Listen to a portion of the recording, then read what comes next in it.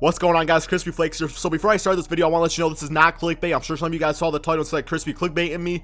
Absolutely not clickbait. Everything in this video is 100% true.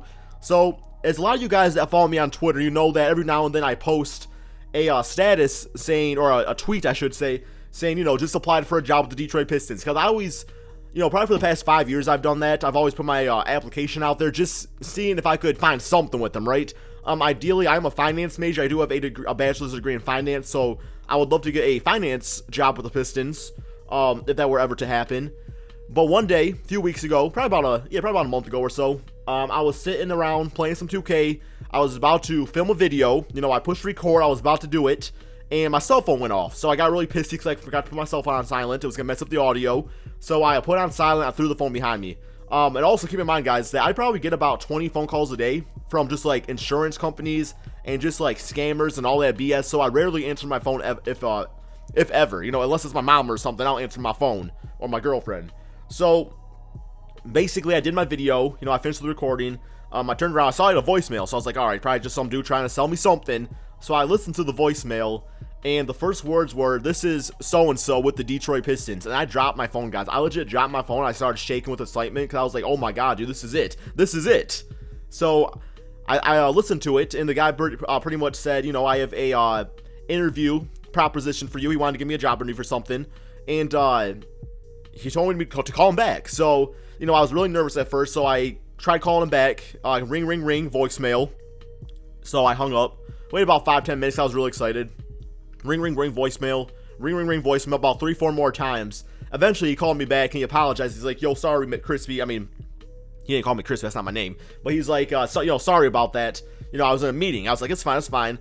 So I had like a 30-minute phone interview with him. It actually went really, really good because I think I was answering all the questions really well. As a lot of you guys don't know, I worked in sales a few years ago. And last year, I spent a whole entire year working in purchasing, which is like the opposite of sales. That's more like the buying stuff. So I really developed my phone skills and just being able to talk to people on the phone, which is not really an easy skill to develop. So it went good and everything. And, you know, we started talking more about the job. I asked some questions.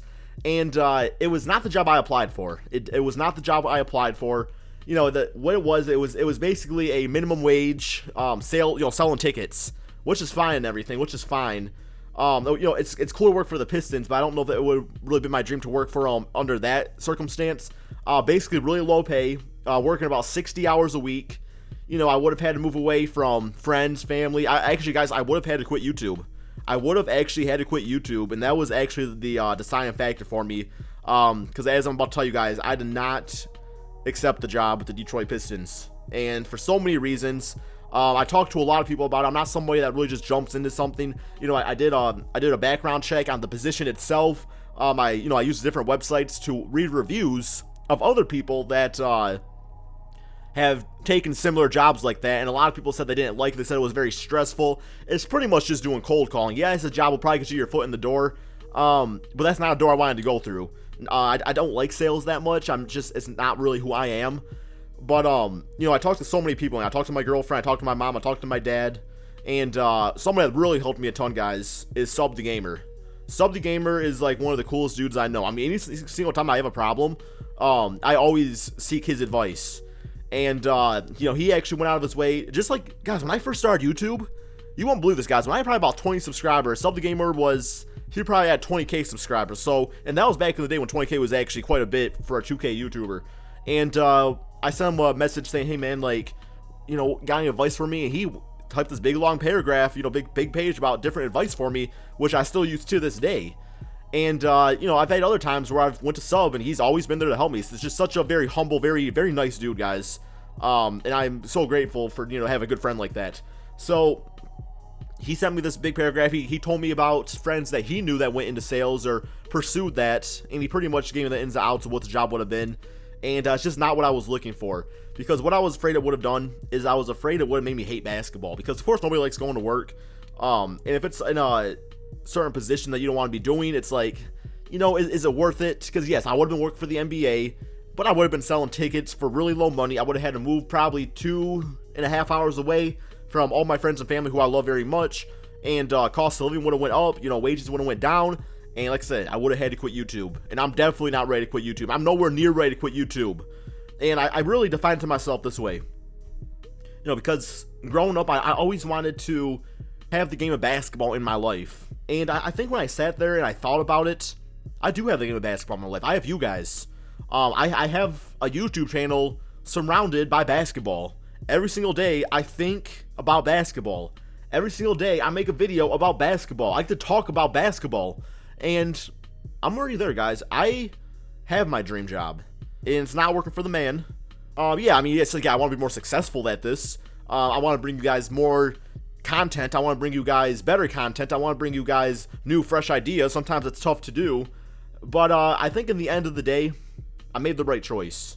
It was nothing against the organization. I mean, like I said, the guy I talked to was very, very friendly.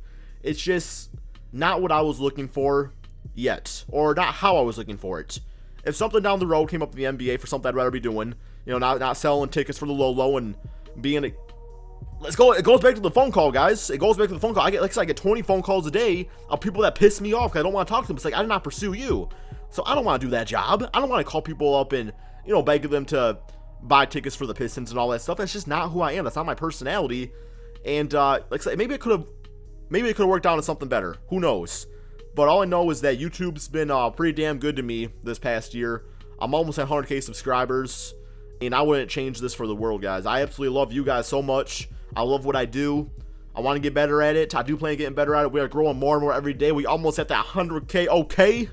And yeah, I feel like I could go farther if I put my mind to something that I truly want to be doing and not feeling like I'm doing something that I have to be doing to live. And I don't know, guys. I'm not quitting YouTube. Not for anything.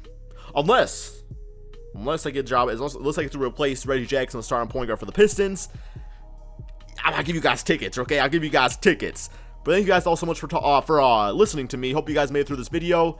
And let me know in the comment section below, what's your dream job? What's something you want to be doing one day? Or what's a time in your life that you had to give up something that you wanted to do because you wanted to pursue a different direction? Because I feel like that's kind of what I did here, but I feel like it was definitely worth it.